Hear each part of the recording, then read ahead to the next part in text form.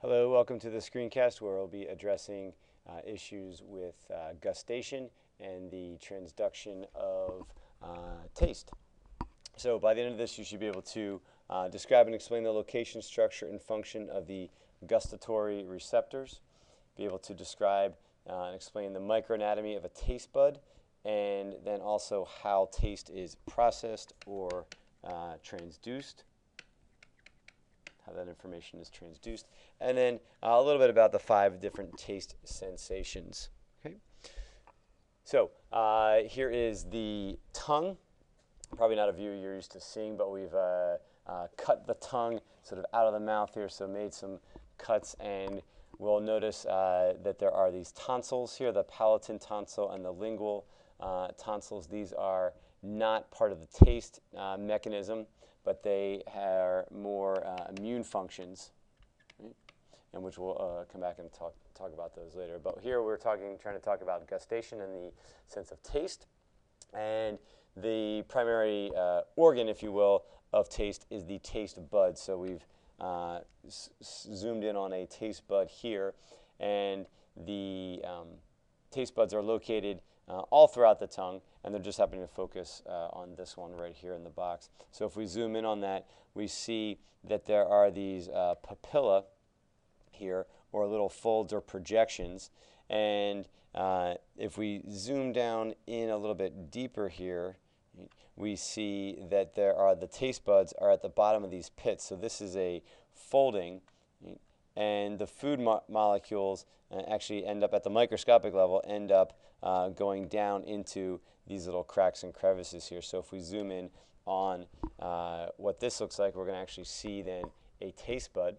So we look over here, and the epithelium of the tongue, so these supporting cells, and then this structure here is a taste bud. And I'll zoom in on that in just a minute. But you'll notice that there are nervous fibers that are running from those taste buds, that there are taste cells or gustatory cells, which we'll look at, as well as then supporting cells. Right? So this sensory nerve fiber here is one of either cranial nerve number 5, number 7, or number 9. Right? So those cranial nerves involved with taste and processing of taste. Of those, I think I only had you know number 9 right there. So let's look at a taste bud up close a little bit more, and this is from a different textbook, but what we'll see again here is the diagram on the left is here's the taste bud, here's the epithelium of the tongue, and then this is connective tissue layer here. We see that there are these taste cells, which we'll look at in just a minute, as well as then supporting cells that are around those taste cells.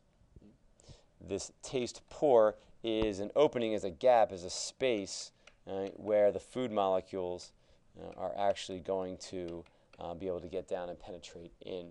Okay? And then, of course, sensory nerve fibers from, again, cranial nerve 5, cranial nerve 7, and cranial nerve number 9 coming from that taste bud. So if you follow this blue arrow up around over here, we're going to look at the actual cell involved with the taste. And not surprisingly, or shouldn't be anyway surprisingly, is that these cells have little hairs, which again which are cilia. Right? So these hairs, which we'll talk about in a little bit, will have chemoreceptors on them. Chemoreceptors, which if you watch the screencast for olfaction or smell, are going to be very similar in function there. So these chemoreceptors are hooked up to this cell, and this cell will be able to then depolarize, right? And you see synaptic vesicles over here. That depolarization of this cell is then going to lead to the release of these neurotransmitters, right? And then the depolarization of the sensory nerve fiber here, conducting action potentials back toward the brain and the gustatory centers of the brain. So let's zoom in on the hair cells, the little cilia here. And so again, remember the membrane, and there are, not surprisingly, different proteins wedged in the membrane. Now the 5 senses are salt. There's 5 senses, the five tastes: salt, which is primarily ions, specifically sodium and chloride. Sour is due to acid, so you have hydrogen ion concentrations there. Sweet tastes are due to sugars, and so these are actually molecules, things like glucose and fructose. And then the other two, bitter tastes such as quinine, right, bind to the receptors there. So bitter taste, these are often found in plants or derived from chemicals in plants that plants have evolved to defend themselves against being eaten. And oftentimes things that are bitter are also poisonous or nasty tasting. So if you were to eat something like that, it was really bitter, you'd probably spit it out right away. And then the last is the sensation of umami, right, or umami, and this is a savory taste here. And this is due to amino acids such as glutamate, which also happens to be a neurotransmitter. So amino acids, proteins, right? And so things like meat or steak often that are full of these amino acids and proteins, pardon me, get us this savory sensation, this savory flavor here. So just going back up, the different tastes are due to different chemoreceptors on the membrane of those hair cells that are in the taste buds, right? And different concentrations of them yield different types of taste on different parts of the tongue. They are pretty much spread out all throughout the tongue, and not one specific area is, just for sweet or just for sour or just for bitter. But there are definitely higher concentrations of some of those in some parts of the tongue than others. But if you look at a salt receptor, these are simply channels here that will open, right, and are open to sodium. So when you eat something that's salty, that sodium is actually going to diffuse into the cell, causing an action potential, right, of those hair cells. If you have something that's sour or extremely acidic, you have hydrogen ions here, right, and those hydrogen ions bind to potassium channels, right, bind to other channels here. So you see the hydrogen ions binding to the channels, and those channels opening and closing, and this is going to change the depolarization state of that cell, get it to depolarize. To threshold, generate action potentials.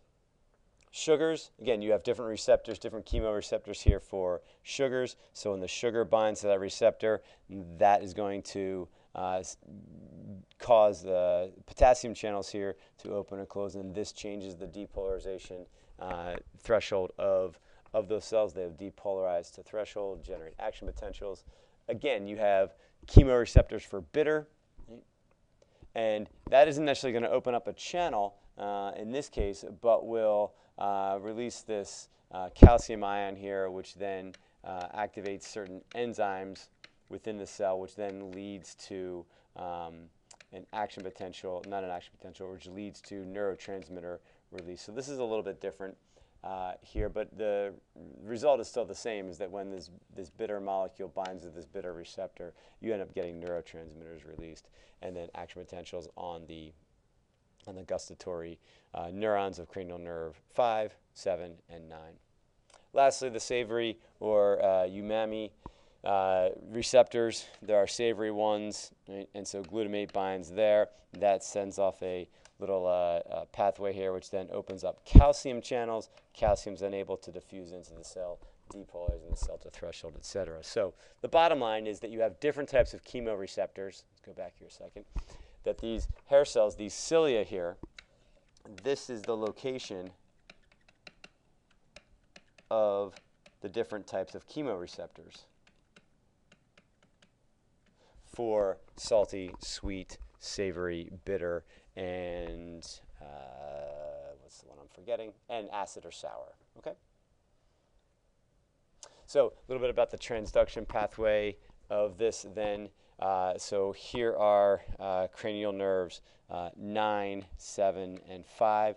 The sensory parts of all these you see are hooked up to the tongue here, and action potentials will then be conducted back toward, right, the the midbrain, the brainstem, and these nuclei here. You'll get a synapse and an information here up to the thalamus. Right? So taste sensations come up to the thalamus, are processed by the thalamus, and then you have radiations tracks going to the taste area cortex, which is located in the frontal lobe, right? The lateral frontal lobe, right? But not all the way extremely frontal there. So there's this little part of the brain right there where that information is being processed. And of course, the different sensations and different send action potentials down different pathways, and you generate different tastes that way.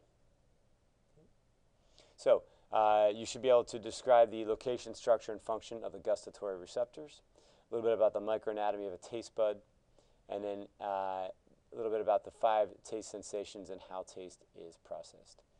Thanks for listening. Bring your questions to class.